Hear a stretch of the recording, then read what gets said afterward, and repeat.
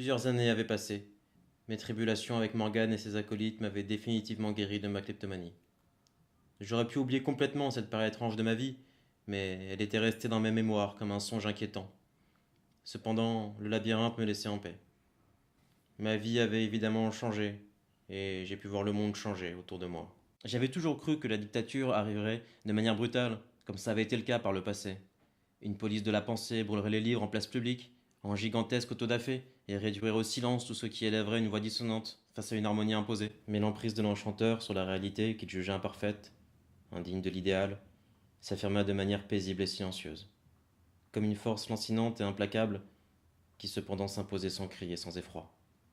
Tout a commencé par des livres empilés dans les poubelles, bien loin des flambées spectaculaires que j'avais imaginées.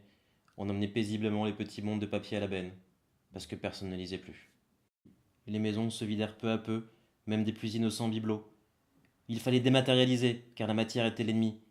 Ce dont chacun avait besoin se trouvait désormais dans un espace abstrait, auquel on avait donné des jolis noms anglais, évoquant le ciel et ses nuages.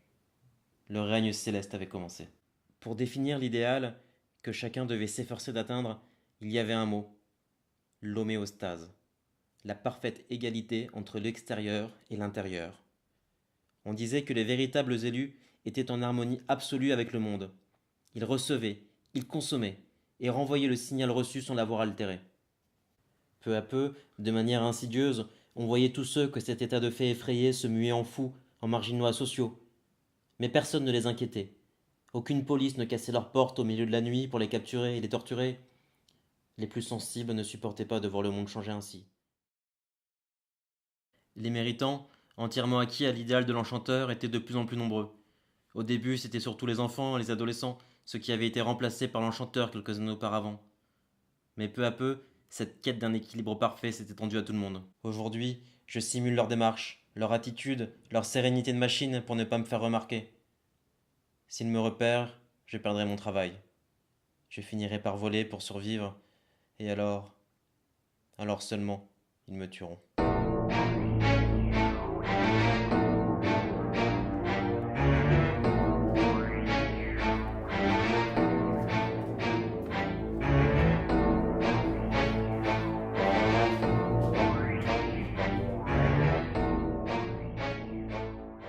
Tu n'as pas le droit de me faire revenir dans le labyrinthe. T'avais dit que je serais libre. À condition que tu m'aiderais à en finir avec Morgane, alchimiste. Ne m'appelle pas comme ça. Je ne suis plus l'alchimiste. L'alchimiste est un allié de Morgane. Et Morgane, c'est fini. Si seulement c'était vrai. Mais tu as gagné. Chaque jour, de nouveaux gens naissent imprégnés de ton idéal. L'homéostase, c'est bien ça? Le labyrinthe est à toi. Non. Il reste le tombeau de Viviane. Mais il est vide. Tous ceux qui ont suivi Morgane l'ont quitté. Non. Il reste l'ombre. L'ombre? Oui. Vois-tu, alchimiste, je me souviens bien mieux que toi des termes de notre contrat. Tu devais supprimer le sorcier, qui était le seul relais connu de la volonté de Morgane, et ainsi la priver de tout lien avec la réalité. La forcer à n'être plus qu'une voix, sans personne pour l'écouter. Mais je l'ai fait. Je l'ai étranglé pour toi dans la matrice à cauchemar. Mais tu devais aussi supprimer l'ombre. Mais l'ombre était partie bien avant notre arrivée dans la matrice à cauchemar. Ça fait partie de ses pouvoirs. Il peut disparaître et se fondre dans l'obscurité. Peu importe. Tu me dois une vie de plus. Et pour t'acquitter tout à fait de ta dette envers moi, tu vas redevenir l'alchimiste.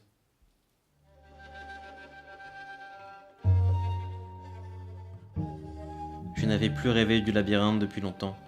Mais cette nuit, quelque chose ou quelqu'un m'avait ramené là-bas. Je n'ai pas tardé à savoir qui.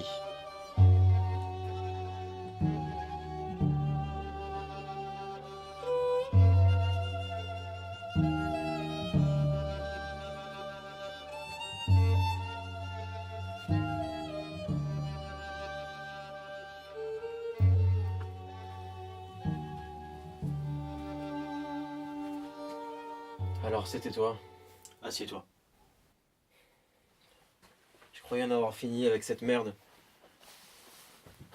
C'est parce que tu es toujours un oniromancien que tu as pu t'affranchir du labyrinthe. Moi, je n'ai pas cette chance. Qu'est-ce que ça veut dire ça? Que tout ça, ça me hante encore. Après toutes ces années. Je pensais pouvoir m'affranchir du labyrinthe, mais rien à faire. ça me trotte toujours dans la tête. Et des fois, mes rêves m'y reconduisent. Comme aujourd'hui. Et qu'est-ce que tu fais? Je repense à tout ce qui s'est passé. À Morgane.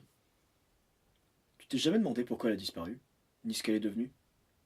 Où est-ce que tu veux en venir? Je crois que tu t'en foutais de Morgane. Non, j'en pouvais plus, c'est tout. Mais je suis pas fier de ce que j'ai fait, je t'assure. Et que veux-tu que j'y fasse? Tu pourrais m'aider à lui rendre corps. À qui? Morgane? Tu te fous de ma gueule? Nous l'avons trahi pour sauver notre peau, en acceptant le marché de l'enchanteur. Et maintenant, tu veux rattraper le coup. Alors que l'enchanteur est plus fort que jamais. Tu n'arriveras pas. Tout seul, non, mais avec toi. Avec moi? Tu plaisantes?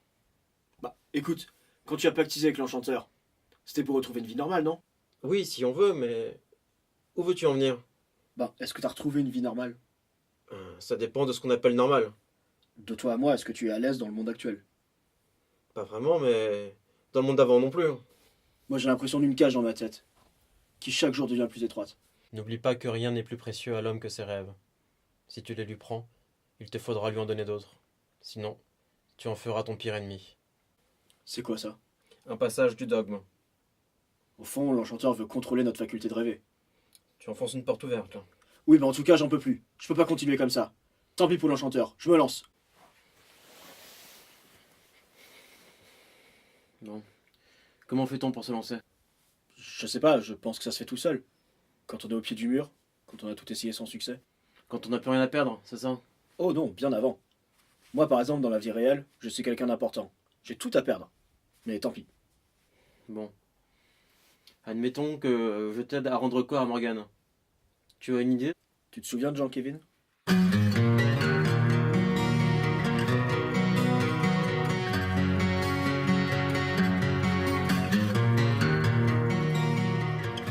Putain, je sais que je fais des rêves pourris, mais alors là, celui-là, c'est le pompon. Et avec vous deux en plus. Eh, c'est vraiment la poisse, ça. Vous pouvez pas me lâcher la grappe un petit peu? Désolé Jean-Kevin, mais on a besoin de toi pour retrouver ce qui reste de Morgane. L'enchanteur a dû laisser ça ici, dans la frontière, car c'est ici que Morgane a disparu. Qu'est-ce qui te fait croire qu'il a gardé quelque chose de ce qu'il a pris à Morgane? Sa... comment tu dis? Sa matérialité? L'enchanteur est très prudent. Il garde tout ce qui pourrait lui servir. Il pourrait créer une sorte de fausse Morgane, comme il l'a déjà fait. Je me disais bien que vous aviez des têtes de camé. Mais là, ça dépasse tout. Faut que je me réveille. Comment je fais? Ah oui, je joins les sourcils sans utiliser les mains. Vas-y, Jean-Kev, réveille-toi. Réveille-toi. Tu te lèves. Tu prends ton café sur le canapé. Et puis tu déménages, histoire que si t'arrives, vienne plus taper l'incruste chez toi. Tu sais, Jean-Kevin, tu ne devrais pas te parler à toi-même comme ça. Ça fait vraiment bizarre. C'est vrai, tu pourrais passer pour un fou. En plus, tu ne fais toujours pas la jonction. Hein? Mais comment tu sais ça? Bah, je ne sais pas, ça m'est venu comme ça. Au fond, c'est ton rêve, donc ça doit être normal. Je me réveille, c'est plus possible. Eh mais arrêtez de me suivre. Impossible Jean-Kevin, il n'y a que toi qui peux nous mener à ce qui reste de Morgane. Contrairement à nous, tu as été son ami, tu as un vrai lien avec elle. Non mais je rêve. Bah oui, c'est ce qu'on me dit. Non mais Morgane, ça fait des années que je... Attendez. C'est la tanière du faiseur d'ombre, dans la frontière. Mais alors? C'est quoi ces trucs? Des vases canopes. Ce sont les trophées de l'innommable, ou le faiseur d'ombre. L'innommable? Qu'est-ce que c'est que ça? C'est un des monstres de l'enchanteur. C'est une créature sans corps, qui transforme les gens en ombre, et met leur corps dans ses vases. Plus jamais la tartiflette avant de dormir. Plus jamais. Les cauchemars pourris que ça me donne. C'est lui qui a fait de Morgane une ombre. Une simple voix que ne pouvait entendre que le sorcier. Alors, dans l'un de ces vases, il y a... Des traces de Morgane, certainement. Dépêche-toi, faut trouver lequel. Mais comment veux-tu que je m'y prenne? Compte pas sur moi pour les ouvrir en tout cas. Je sais pas, peut-être qu'en les effleurant de la main, tu sentiras quelque chose.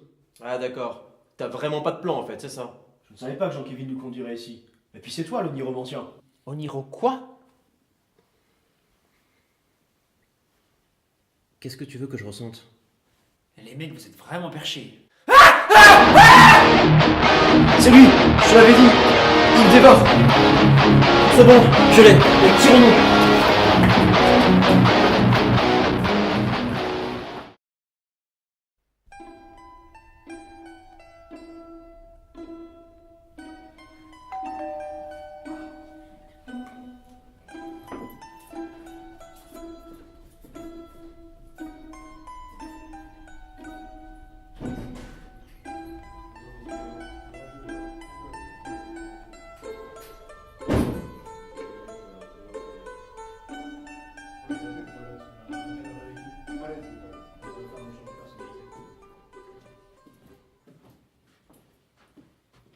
Oh, mais vous, je vous reconnais. Hein. Les années ont passé, mais la tête est toujours vaillante. Je ne comprends pas grand-chose de votre histoire. Mais j'ai vu les choses évoluer d'une manière tellement étrange ces dernières années. C'est insidioso, pénétrante, insidieux, comme une sorte de maladie. Vous savez comment j'appelle cette idée abominable de l'homéostase? La peste silencieuse. Mais maintenant, les gens me prennent pour un fou. Vous savez qu'on me téléphone pour me dire que ma demeure est, come diciamo, trop pleine. Hein. Tous les 2 jours, des ragazzi très jeunes viennent sonner à ma porte pour m'offrir leur service, pour me débarrasser gratuitement de mes livres, de mes bibelots, de mes albums photos. Tout en somme. Monsieur Monte, Ah non, prego. Chiamatemi Carlo. Carlo, est-ce que vous permettez qu'on utilise l'autre comme médium? Oh, utiliser. Ah ben voilà un verbe bien étrange, hein, s'agissant d'un être humain. Non, mais c'est pas exactement ce que je voulais. Quand j'y repense, c'est là que l'alchimiste s'est trahi.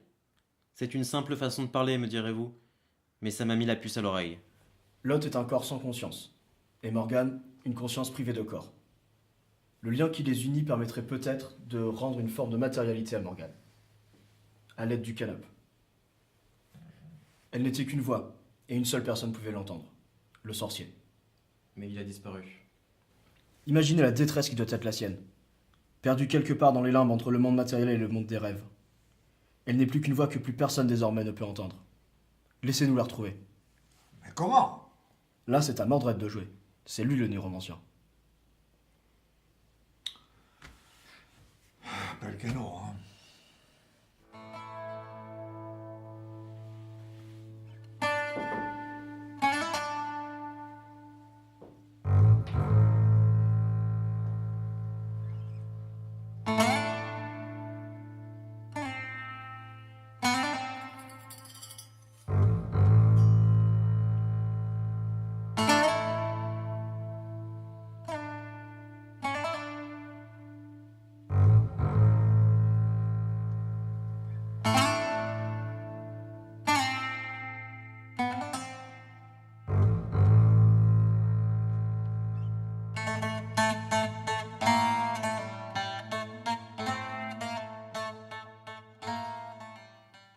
Mordred?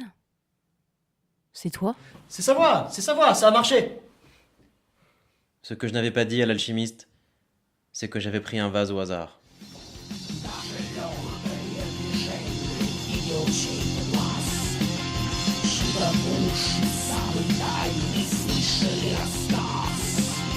И тогда настали время платы посчитать.